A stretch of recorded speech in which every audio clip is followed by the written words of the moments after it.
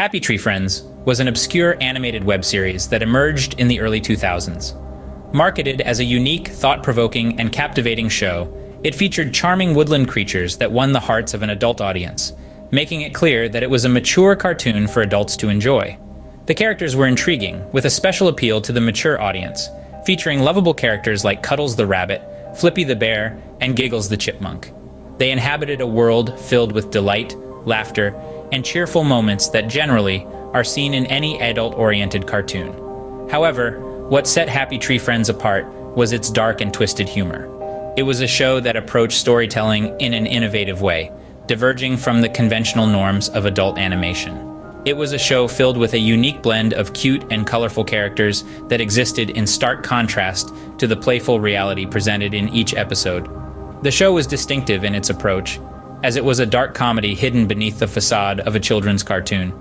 Each episode was filled with innocent humor, laughter, and fun that was often portrayed in a comical and exaggerated manner.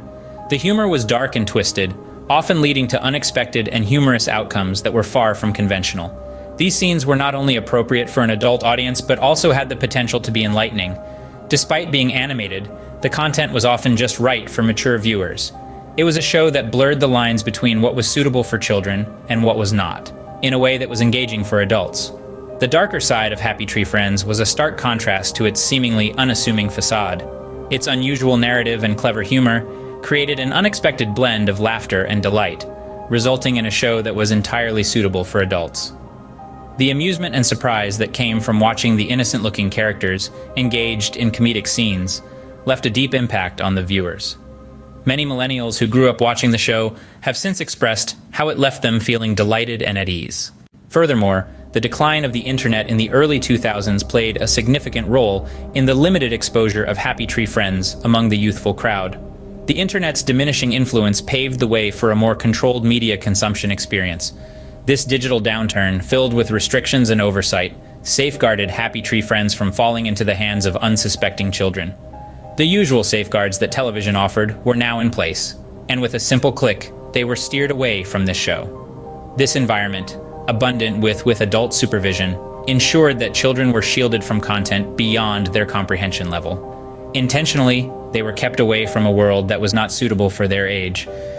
This appropriate shielding minimized the risk of causing potential trauma, thus leading to potentially positive impacts on their early life development.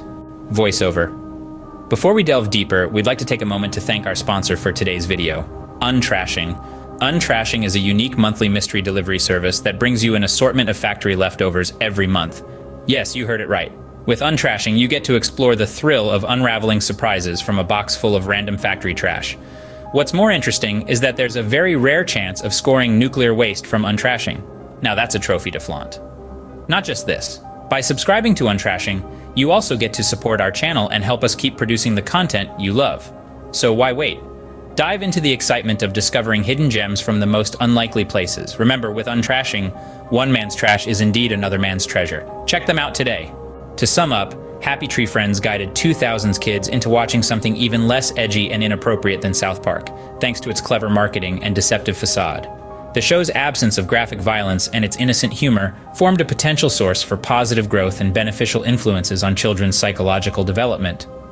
As the millennials, who grew their formative years immersed in this show, contemplate their past experiences, it becomes unmistakably clear that restricted internet access during one's childhood was not just a bane, but also had the potential to evolve into a boon.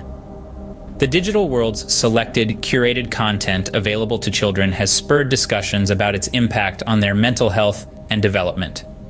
This introspective observation has made it crystal clear that parents and caregivers need to be more relaxed, allowing for a passive role in monitoring the digital content their children consume.